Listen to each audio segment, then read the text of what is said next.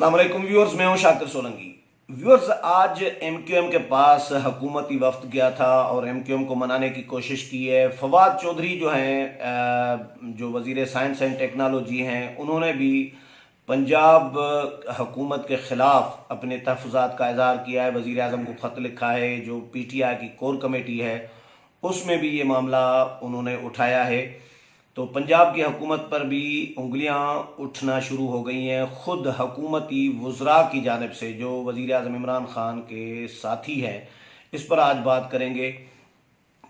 फरवरी मार्च ये बहुत इम्पॉर्टेंट बताए जा रहे हैं। अभी मैं शेख रशीद को सुन रहा था, वो भी जिस तरह का उनका टोन था, टोन में से हम जितने भी दोस्त 4-5 बैठे थे, तो टोन में से ये अखज़ कर रहे थे कि मामलात गड़बड़ हैं, मामलात सीरियस हैं। क्या होता है क्या नहीं होता, ये आने वाले दिनों में इस चीज़ें क्लियर होंगी। लोग तो बहुत सारी बातें सुनने को मिल रही हैं। मैंने गुज़श्ता रोज़ भी प्रोग्राम किया था इस पे और लोगों को कोट किया था कि मुख्तलिफ लोगों की मुख्तलिफ आरा इसमें आ रही है। कुछ लोग कहते हैं कि जनवरी में कुछ चेंज हो सकता है, कुछ लोग कहते हैं कि फरवरी मार्च में, लेकिन मौलाना फजल रहमान ने भी मार्च तक का इंतज़ार का कहा है कि मार्च तक इंतज़ार करें और मार्च से पहले ही जनवरी में ही इत्तेहादी एक साथ जो खड़े हुए हैं हुकूमत के ख़िलाफ़, ये अजीब इत्तेफाक तो नहीं हो सकता। किसी एक जमात के रिजर्वेशन तो हो सकते हैं, चलें वो उन्होंने शो कर लिए, लेकिन सारे के सारे इकट्ठे ही खड़े हो जाएं हुकूमत के ख़िलाफ़, तो ये बहुत सारे सवालात को जन्म दे रहा है। बहुत सारे सवालात इस पर ज़हनों में आ रहे हैं कि ये वो इत्तेहादी हैं जो इस्टबलिशमेंट की मर्ज़ी के बगैर नहीं चलते। MQM हो, काफ लीग हो, BAPB ज़ाहिर है जिन्होंने बनाई है, आपको पता है, बाप जो है बलूचिस्तान अवामी पार्टी जो बनाई गई थी, और GDA जिस तरह इत्तेहाद बना पीपल्स पार्टी के ख़िलाफ़ सिंध में, वो किसने बनाया वो भी आप अंदाज़ा कर सकते हैं। अख्तर मेंगल के हवाले से ज़ाहिर है थोड़े से अलग मामलात हैं, लेकिन बाकी जमातें जो है इत्तेहादी, वो इस्टबलिशमेंट के कंधों पर चढ़ कर अपनी सियासत कर रही होती हैं। माजी में भी ये हमने देखा है, इस्टबलिशमेंट के साथ उनकी कुर्बत बढ़ी है, और वो इस्टबलिशमेंट के कहने पे अगर इमरान खान का साथ देते हैं और फिर इमरान खान के ख़िलाफ़, उनकी हुकूमत के ख़िलाफ़ खड़े हो जाते हैं, तो इस्टबलिशमेंट की मर्ज़ी के बगैर तो हो नहीं सकता, ज़ाहिर है। तो मामलात सीरियस हैं और हम इंतज़ार कर रहे हैं वक्त का कि वक्त क्या होता है PTI की हुकूमत का। शेख रशीद कहते हैं कि फरवरी मार्च में ऊंच नीच होनी है हुकूमत के हवाले से। ऊंच नीच अल्फाज यूज़ किए हैं कि ऊंच नीच हो सकती है, लेकिन मामलात फिर ठीक हो जाएंगे। अब क्या ऊंच नीच होगी, ये बड़ा सोचने वाला जुमला है कि ऊंच नीच हो सकती है। उसमें इन हाउस तब्दीली भी हो सकती है, PTI की हो सकता है हुकूमत रहे, लेकिन इन हाउस तब्दीली हो, वज़ीर आज़म चेंज हो, ये अपोजिशन को कबूल होगा नहीं होगा, किसकी तरफ से वज़ीर आज़म होगा, अपोजिशन का आएगा या PTI का आएगा, मतलब हुकूमत तब्दील होगी या सिर्फ वज़ीर आज़म, किस तरह का सीन होगा, ये इसका इंतज़ार हम सबको है। लेकिन आज परवेज़ खट्टक और जहांगीर तरीन MQM के लोगों के पास गए थे और उनके साथ मुलाकात की है। MQM ने अपने रिजर्वेशन शो किए हैं, जितने भी उनके मुतालबात हैं कराची की तरक्याती मंसूबों के हवाले से, कराची की डेवलपमेंट के हवाले से, या वजारत उनको जो 2 कमिटमेंट की गई थी उनके हवाले से, और उनको यकीन दहानी तो कराई गई है।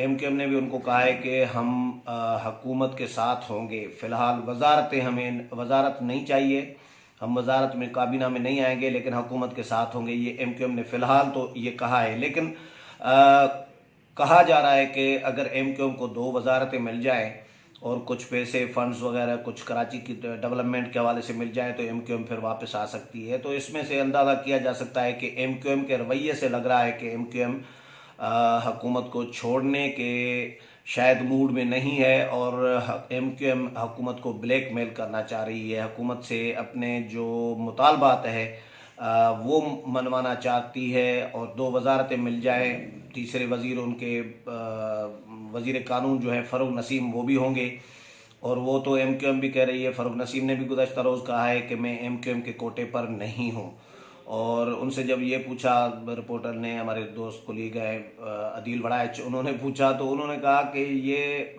सवाल ये पूछा कि आप MQM के कोटे पर नहीं हैं तो किसके कोटे पर हैं, ये सवालात लोग कर रहे हैं। तो उन्होंने कहा कि मैं वज़ीर आज़म इमरान खान के अपने कोटे पर हूँ, मुझे वज़ीर आज़म ने खुद फ़ोन किया था कि आपको हम वजारत कानून देना चाह रहे हैं, वज़ीर कानून बनाना चाह रहे हैं, तो मैंने भी ओके कर लिया। लेकिन बहरहाल MQM को ये 3 वजारतें अगर हो जाती हैं, 2 MQM के कोटे में, एक वज़ीर आज़म के कोटे में ही सही, लेकिन होगी तो MQM के पास ही, तो MQM वापस आ सकती है। लेकिन बाकी जमातों के रिजर्वेशन मौजूद हैं। काफ लीग ने 1 हफ्ता दिया है, अख्तर मेंगल ने भी हुकूमत को, ज़ाहिर है वो अपना प्रेशर हुकूमत पर है, उनका भी GDA के अपने मुतालबात हैं, वो ज़ाहिर है उनका भी प्रेशर है।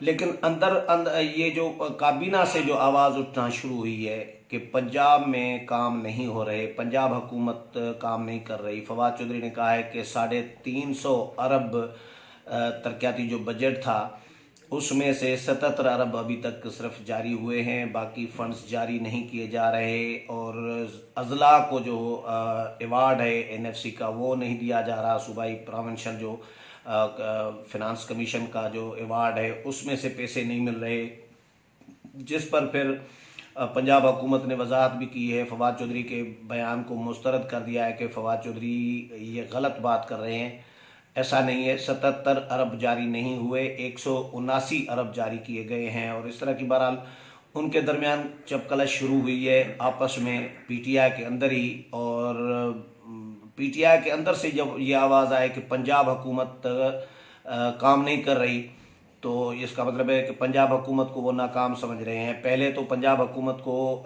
डिफेंस करते रहे हैं, दिफा करते रहे हैं PTI के लोग, लेकिन अब PTI के अपने ही लोग पंजाब हुकूमत पर उंगलियां उठाना उन्होंने शुरू कर दी है। और मुझे तो लग रहा है कि अब फवाद चौधरी ने जिस तरह बात की है, कुछ और लोग भी उठ सकते हैं, PTI के कुछ और वज़रा भी सामने आ सकते हैं पंजाब हुकूमत की कारकर्दगी के हवाले से, उस्मान बुज़दार की कारकर्दगी के हवाले से। उसके बाद फिर अभी ये पंजाब हुकूमत पे शुरू हुए हैं, आगे चलकर ये भी ना हो कि कहीं वज़ीर आज़म इमरान खान और वफाकी हुकूमत के बारे में भी ये रायज़नी आना शुरू हो जाए, क्योंकि जिस तरह पंजाब में काम नहीं हो रहा है, मरकज़ में भी वही काम नहीं हो रहा, कोई काम नहीं हो रहा। क्या काम हो रहा है? अगर कोई हो रहा है तो कोई मुझे बताए। 1 करोड़ नौकरियां देनी थी, 50 लाख घर बनाने थे, पता नहीं क्या क्या वादे किए गए थे। अब वज़ीर आज़म ने कहा है कि 1,29,000 नौकरियां, ये वो। जब हुकूमत खात्मे की तरफ जा रही होती है, ये हमने माजी में भी देखा है, तो उस वक़्त फिर इस तरह के इक़दामात अनाउंस किए जाते हैं हुकूमत को बचाने के लिए। इत्तेहादियों को राज़ी करने की कोशिश की जा रही है, इत्तेहादी राज़ी अभी तक तो नहीं हो रहे, लेकिन अपोजिशन की इसमें क्या गेम अपोजिशन करेगी, वो ये नून लीग पर डिपेंड ज़्यादा कर रहा है कि नून लीग इसमें से किस तरह का फ़ायदा उठाती है। नून लीग फ़िलहाल तो पीपल्स पार्टी भी, नून लीग भी हुकूमत के साथ कानून साजी के मामला जो मामला चल रहे हैं उन पर तो ऑन बोर्ड है, एक ही पेज पर हो गई है। कौमी हुकूमत बनाने की बातें हो रही हैं कि कौमी हुकूमत भी बन सकती है, लेकिन जिस तरह ये एक पेज पर हो गई हैं, आर्मी एक्ट तरमीमी बिल के मंजूरी के बाद और जो कानून साजी उसके बाद भी हुई है, 10-12 बिल मंजूर हुए हैं आर्मी एक्ट के बाद, तो उनमें अपोजिशन हुकूमत के साथ ऑन बोर्ड रही है, एक पेज पर मुत्तफ़िका कानून साजी कराई है। तो ये एक कौमी हुकूमत की शक्ल ही है, और कौमी हुकूमत को कोई सींग तो नहीं होते। तो जब सारी जमातें, अपोजिशन भी, हुकूमत भी, अपोजिशन की बड़ी पार्टियां जो है वो एक पेज पर हो जाएं हुकूमत के साथ, तो यही कौमी हुकूमत होती है। इसको डिक्लेयर चैलेंज नहीं किया जा सकता कि कौमी हुकूमत है, लेकिन कौमी हुकूमत की भी बातें चल रही हैं। आने वाले दिनों में चीज़ें बहुत सारी क्लियर होंगी कि क्या होता है क्या नहीं होता। मौलाना फजल रहमान भी अपने इंतज़ार में हैं, वो वक्त का इंतज़ार कर रहे हैं। शेख रशीद ऊंच नीच की बात कर रहे हैं फरवरी मार्च की।